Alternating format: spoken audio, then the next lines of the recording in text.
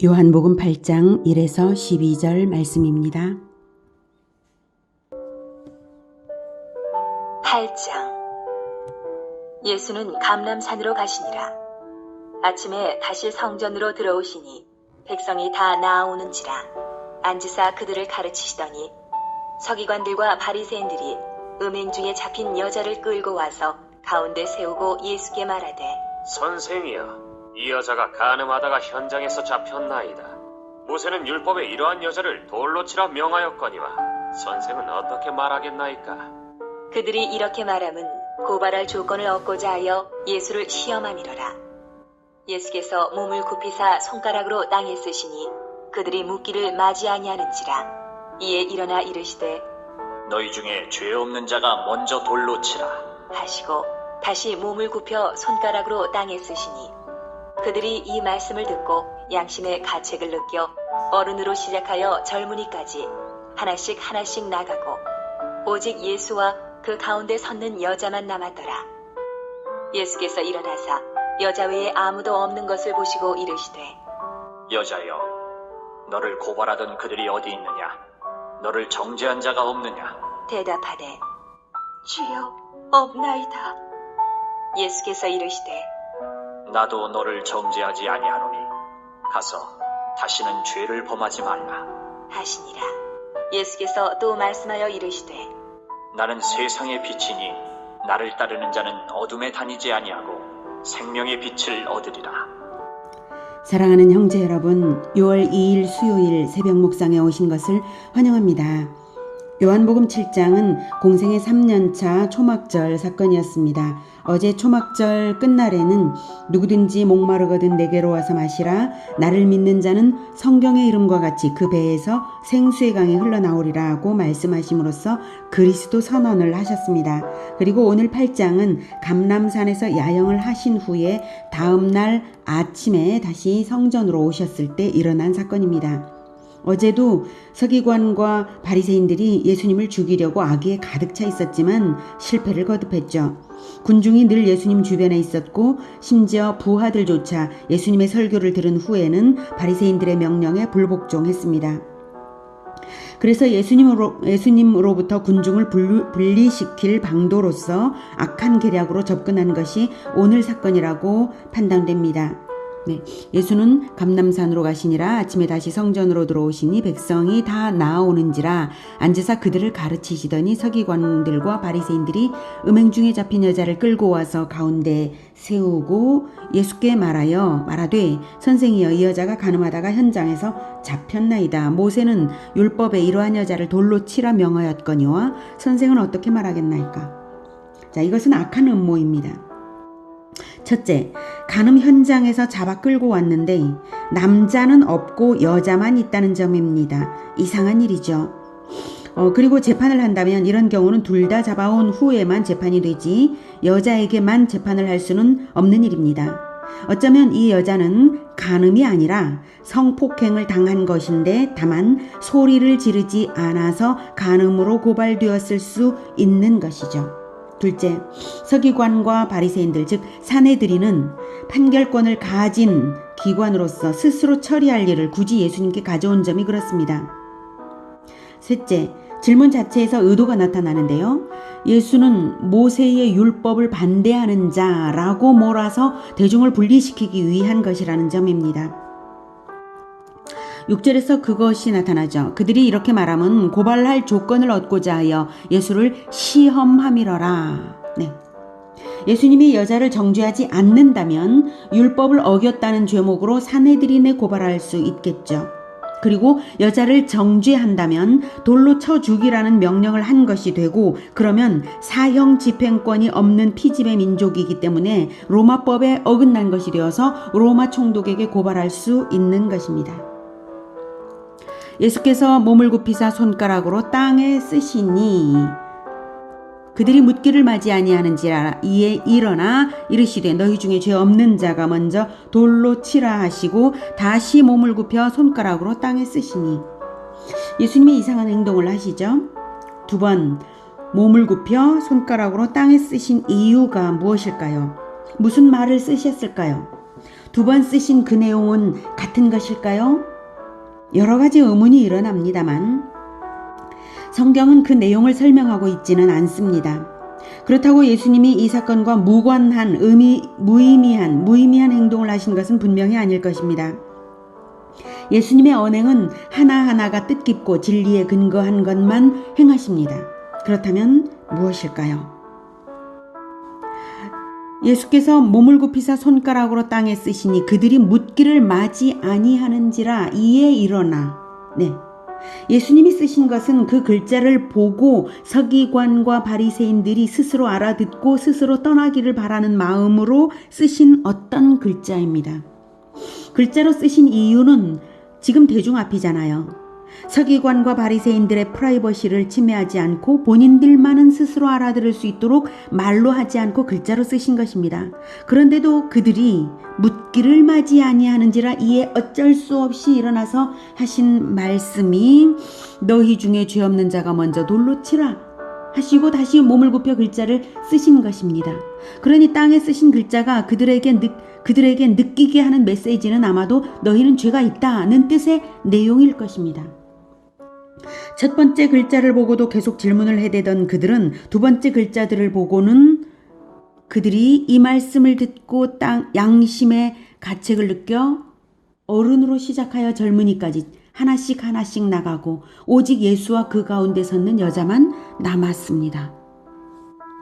오해하지 마실 것은 떠난 사람들이 성경 배우러 온 군중이 다 떠난 것이 아니라 고발하러 온 사람들만 다 떠났고요. 성경 배우러 온 백성들은 그 자리를 떠날 이유가 없으니까 그대로 있는 것이죠. 12절을 봐도 이어서 대중설교를 계속해서 하신 것이고요. 그 가운데 즉 군중으로 둘러싸인 가운데에 두 사람이 서로 예수님과 여자가 서로 마주보고 있는 장면인 것입니다. 자, 그럼 땅에 쓰신 글자가 무엇이었을지 좀 더 추측을 하고 갈게요. 저는 처음에 쓰신 글자는 메네메네 데겔 우바르신이었을 것이라고 생각합니다. 그리고 두 번째 쓰신 글자는 고발자들 개인의 구체적인 죄목인데 본인들만 알 수 있는 죄들을 나이 순으로 차례로 쓰신 것이라고 생각합니다. 첫 번째 메네메네 데겔 우바르신은 다니엘 5장에 나오는 바벨론 마지막 왕 벨사살을 죽이신 하나님의 심판입니다. 벨사살 왕이 예루살렘 성전에서 빼앗아간 성물이 금그릇들이거든요. 그 금그릇들로 술잔치를 벌이면서 하나님을 능멸했는데요. 바로 그 잔치 자리에서 사람의 손가락들이 나타나서 신기한 일이죠. 사람이 나타난 게 아니라 손가락들만 나타나서 왕궁 촛대 맞은편 석회벽에 글씨를 쓴 것이 바로 메네메네 데겔 우바르신입니다. 이 신기한 장면을 본 벨사살은 완전히 다리가 녹아서 덜덜 무릎이 떨리고 혼비백산해서 유대인 다니엘을 불러서 해석하게 했는데요. 다니엘이 이렇게 말했습니다. 다니엘 5장 25에서 28절 보겠습니다. 기록된 글자는 이것이니 곧 메네메네 데겔 우바르시니라. 그 글을 해석하건대 메네는 하나님이 이미 왕의 나라의 시대를 세워서 그것을 끝나게 하셨다며 데겔은 왕을 저울에 달아보니 부족함이 보였다 하미요. 베레스는 왕의 나라가 나뉘어서 메대와 바사 사람에게 준바되었다 함이니이다. 즉 벨사살 왕의 죄를 하나님이 저울질해 보았더니 바벨론의 멸망을 심판으로 주게 되었다 이 뜻입니다. 바로 그날 밤에 벨사살은 살해당하고 나라가 바뀌어서 메대 바사 나라가 되어서 페르시아 시대가 시작되는 역사가 있었습니다. 자, 그러니 성경을 아는 서기관과 바리새인들이므로 메네메네 데겔 우바르신이라고 손가락으로 글씨를 쓰는 그 행동만을 보고도 그 글자만을 보고도 알아들어야 하는 것인데 그들은 못 알아들었던 것이죠. 그래서 예수님은 할 수 없이 두 번째 땅에 쓰실 때에는 개인의 죄목들을 아마도 개인 이름은 안 쓰시고 죄목들만 쓰셨는데 나이 많은 사람들 것부터 차례로 쓰셨을 것입니다. 그래서 뜨끔해서 그들이 나이 순서대로 나이 많은 자부터 젊은이까지 차례로 하나씩 떠난 것이고요. 그 악한 자들이 그 정도가 아니라면 자리를 뜰 이유가 없죠. 그들이 다 간 후에 10절 예수께서 일어나사 여자 외에 아무도 없는 것을 보시고 이르시되 여자여 너를 고발하던 그들이 어디 있느냐 너를 정죄한 자가 없느냐 대답하되 주여 없나이다. 그 여자를 정죄할 자격이 있는 자는 아무도 없습니다. 왜냐하면 모두가 죄인이기 때문입니다. 생각해 보십시오. 죄인이 죄인을 정죄한다는 것이 가당한 일입니까? 그것은 결코 진리도 아니고 정의도 아닙니다. 세상에 누군가를 정죄할 자격이 있는 자는 아무도 없다는 그것이 진리입니다. 오직 심판주는 하나님밖에 없습니다. 예수께서 이르시되 나도 너를 정죄하지 아니하노니 가서 다시는 죄를 범하지 말라 하시니라. 예수님이 이 여자를 정죄하지 않는 것은 법적으로 합당한가요? 결코 합당한 일이 아닙니다. 일반적으로는 말입니다. 그런데도 정죄하지 않으셨습니다. 오직 유일하게 심판의 자격이 있으신 분이 정죄하지 않는다면 누가 이 여자의 죄를 대신 당해야 할까요? 그것은 정죄해야 하는데도 정죄하지 않은 예수님이 당해야 하는 것이 맞습니다. 바로 예수님은 6개월 후에 십자가에서 그 일을 당할 것이기에 지금 이 여자에게 심판주로서 그리고 대속주로서 말씀하시는 것입니다. 나도 너를 정죄하지 아니하노니 라고요. 자, 그렇다면 이 여자는 구원을 받았을까요? 이 상황에서는 구원을 분명히 받았습니다. 그렇다면 앞으로는 어떨까요? 가서 다시는 죄를 범하지 말라. 이 말씀이 답을 줍니다.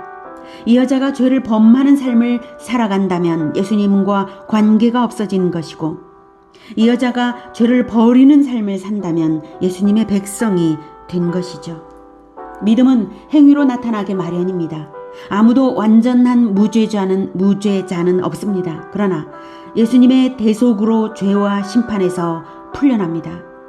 심판에서만 풀려나고 죄에서는 스스로 다시 죄악으로 걸어 들어간다면 그는 구원받은 것이 아닐 것입니다. 심판주를 속이는 것이죠. 심판주를 속이는 것은 다시 용서받기 어려운 일이라는 것을 우리는 알 수 있습니다. 그래서 예수님을 믿는 사람들은 어둠으로 다시 걸어 들어가는 일이 없어야 합니다. 빛 가운데서만 살아야 합니다.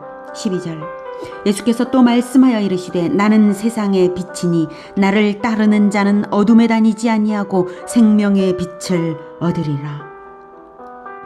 오늘은 정죄하지 않기 위하여 대신 정죄당하시는 심판주이시며 대속주이신 예수님을 만났습니다. 우리가 심판주의 대속을 받았으니 오직 빛 가운데서만 살아가기를 축복합니다. 기도하겠습니다. 하나님, 우리가 너무나 놀라운 은혜를 받았습니다. 심판주이신 분이 우리를 대신하여서 십자가에서 피 흘려 죽으셨습니다. 그 대속의 은혜를 입고도 다시 죄악으로 우리가 어떻게 감히 걸어 들어갈 수가 있겠습니까? 우리가 죄를 버리겠습니다. 죄를 버리고 오직 예수님의 빛 가운데서만 살아가겠습니다. 늘 성경을 배우고 또 배울 때에 예수님이 어떤 분이신지를 만나고 또 만나며 빛 가운데서 우리가 깨달음 가운데서 진리 가운데서 살아갈 수 있도록 주님 도와주시옵소서. 예수 그리스도 이름으로 기도드립니다. 아멘. 이어지는 시간은 개인 기도 시간입니다.